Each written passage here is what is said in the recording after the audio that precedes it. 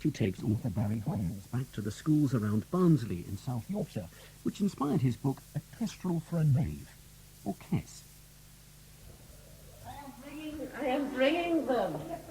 I'm waiting for the dad. Isn't it? I'm running away from you, but if you look after these, Yeah. just for a couple of minutes. All right, I'll take you through to our new stock of maize. When Barry Hines wrote A Kestrel For A Knave in the late 1960s, the villages around Barnsley were strong mining communities, and they form the backdrop to the story of Billy Casper, a solitary lad, not very bright, who finds a purpose in life when he captures and trains a young hawk.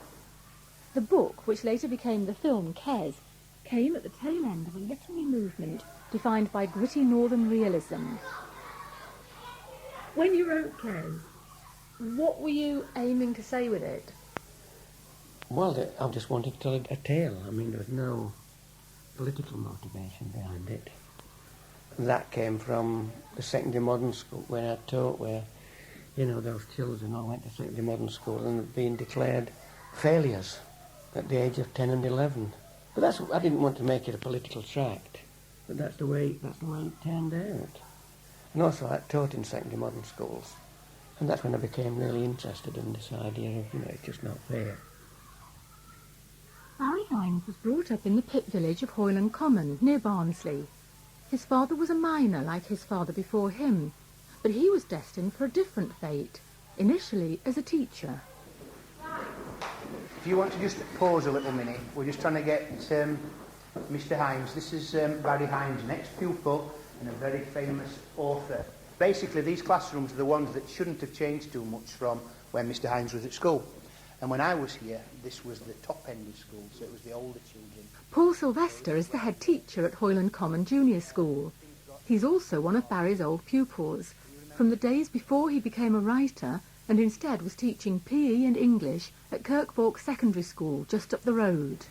We'd have been in the early 70s, and he took all the boys for a couple of lessons in a French room up at Kirkbork.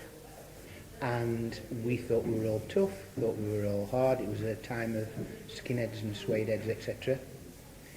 And I think it was Bobby Brewster he read his stories of, and I think we left trying to hide the tears and things because he was so good at storytelling. He knew the ones that affected him. So we all sat there thinking, we hadn't had a story read for us for years. And we left, and I think secretly an awful lot of us went and bought various books along a similar line. So that's how I know Barry personally, but everybody liked Barry. I mean the thing is he's always been exactly like that.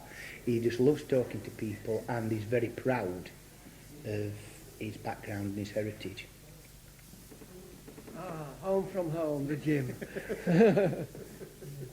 Is that how it feels? No, can't believe I ever did it. Well, I can remember, what I remember about PE, when I was a PE teacher, I really loved teaching PE. It was good fun for a start, and I was okay, I was quite good at sport. But what I liked about it was the lads were so funny, weren't they? I mean, they were so humorous. And it was a treat being amongst them, if you get 3 or 4 of them. Because I think in South Yorkshire, particularly, it was like mining humour. I'd come home and say, so-and-so said this, and do you know what he said? And I was in my eye-holes, really, when I was teaching PE. I taught in Barnsley, and that was okay, but it was like teaching here. I'd come home. What sort of person were you when you wrote the book? That's a difficult question. Well, you know, were you cocky, were you? Oh, yeah, I was cocky, really. I think I was a bit awkward when I was a teacher. I would be arguing in the staff room about things, about politics and about teaching and about education and that sort of thing. What were you angry about? About class mainly, I suppose. That was what I was angry about. People who got loads of money and never earned any. I think that's what that really got me. That some people are so poor and they have such, poor lives. Whereas rich people never say that they're rich. They're always hard up, aren't they? Now then, Casper, what kind of job had you in mind? He shunted the record cards to one side and replaced them with a blank form. lined and sectioned for the relevant information. Casper, William, in red on the top line.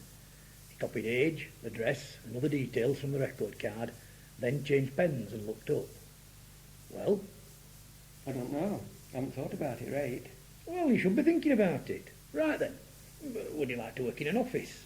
Or would you prefer manual work? What's that? Manual work? Well, it means working with your hands. For example, building, farming, engineering, jobs like that as opposed to pen-pushing jobs. I'd be all right working in an office, wouldn't I? Have a job to read and write. It's over 35 years since a Kestrel for a Knave introduced the world to Billy Casper and the teacher who befriended him. Steve Creek teaches the book to pupils at Kirkbalk, which is now a comprehensive school. I've read the book loads of times because we teach it just about, well, I teach it every year, you know, to year 11 because it's probably the most popular book in school. So I must have read it, what, twice a year for 25 years. They always say to you when you start the course, you know, oh, when we're going to do KES, sir, when we're going to do KES. And you say, year 11, we'll just hold on a bit longer. And the quicker you can get it done, everybody wants to read it and everybody wants to watch the video, you know, even now. Because sometimes I say to classes, don't you think it's a bit out of date now? And they say, well, yeah, but there's this person in it, and it's like that sometimes in PE, and it's like this, and, you know, they identify with it. And they all know kids, everybody knows lads like Billy, even now, I think. There's just less of them. Are there less of them? Yeah. When I first started teaching around here, I mean, you had whole classes like Billy Casper kind of thing. You know, you could go in and some of your lower ability groups, every lad would be like Billy Casper almost, and every kid would talk to you about going out birding, nesting and ferreting and all this kind of thing. And now there's less and less, there's just Jack and a few others, you see. I don't think there was many lads that are sort of outside people as we used to have. I'm sure we haven't. But also the homes are different, aren't they? You know, because they're not from that mining background, or it's dying out, you know. If you come in 25 years ago and you said to a group of kids, you know, what did your dad do? You'd get 75, 80% coal mining. You know, your granddad's probably 100%. You go into a class now, you'd be lucky to find one person that worked, you know, in mining in any sort of way. What do your parents do? My mum's a chef and my dad drives a lorry with chemicals in. And do you have any connection with pits? Yeah, my dad and granddad used to work down pit. Did they give it up or did it give them up? My granddad gave it up, but it shut down when my dad used to work there. Does your dad ever talk to you about No. the pit or your granddad? No, I don't like it. I don't like to talk about it.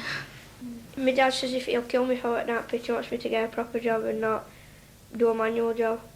But I don't know why. He says he hates his job and he wants me to do something with my brains. The youth employment officer printed manual on the form, then raised his hand as though he was going to print it again on the top of his head. He scratched it instead, and the nails left white scratches on the skin. Billy was staring straight past him out of the window. Have you thought about entering a trade? Have you thought about entering a trade as an apprentice? You know, as an electrician or a bricklayer or something like that. Of course the money isn't too good while you're saving your apprenticeship. You may find that lads of your own age who take dead-end jobs will be earning far more than you. Well, if nothing I've mentioned already appeals to you, and if you can stand a hard day's graft and you don't mind getting dirty, then there are good opportunities in mining. I'm not going down pit. I won't be seen dead down pit. Barry Hines never had to share Billy's fate. He passed the 11 plus and went to Ecclesfield Grammar School, unlike most of his friends who went to Kirkbalk Secondary. Would you have been a writer if you'd been to Kirkbalk? I doubt it.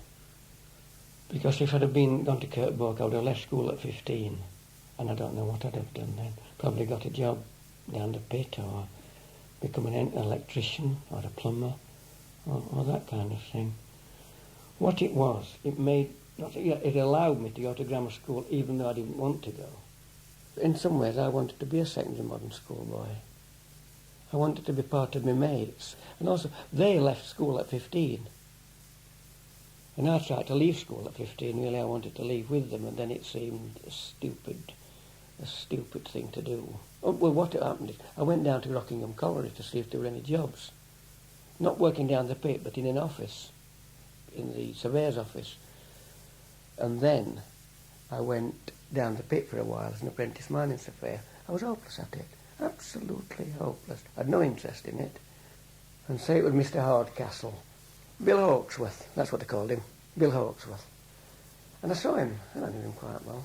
And he was at the coalface, and we were crawling behind them. And then I got up to him and said, "Oh, hello, Mr. Hawksworth." And he said, "Couldn't thou find a better job to do than this?" I was really shocked. And I thought about it again. I thought, yeah, I'm bloody hopeless at this. What am I doing?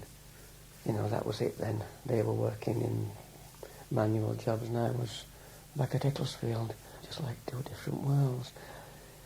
What do you want to do when you leave school? I might be a doctor, a GP, I don't know yet. And you? I want to go to college and then university. I want to be like something to do with NHS, I think. So I'm like good at science. Not going to an office, but out here, I like to do something outside, like with my hands, like just like nearly wanted to do like forestry commission. I want to be something outside or gamekeeping or something like that. My granddad's gamekeeper at that wood where old All is, and he looks after pheasants, and while he's feeding them and that, me and our Jack have to shoot vermin for him and set all traps up and help him feed. We enjoy it, go down all the time. So do you relate to Billy in the book? Yeah, not so much way at school, but like what he does after school, like hawking and stuff like that. I think it's good hunting. Better than like sitting in house all the time and watching telly. It's better to get out in nature, I think. Barry Hines now lives in a middle-class suburb of Sheffield. It's only about 10 miles from his childhood home, but it's a world away in terms of class and expectation. When he goes back to Hoyland Common, there's no pit to be seen. That's been nicely landscaped. But the place where Billy Casper found his kestrel is still there, though now there's a motorway in the background. This was where Billy Casper climbs up the wall and takes a young kestrel out of the nest, brings it down and takes it home. When we were a lad, we used to stand and watch them because there were many, generations of them. What's that? It says pheasant, cock pheasant.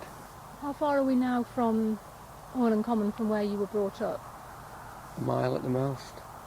Lovely. I mean, it is particularly lovely today, isn't it? Because the sun's shining and you've got all the meadows there and you've got horses in the fields. It's not what people would necessarily associate with the Barnsley area, No, is because it? I think Barnsley coal mines.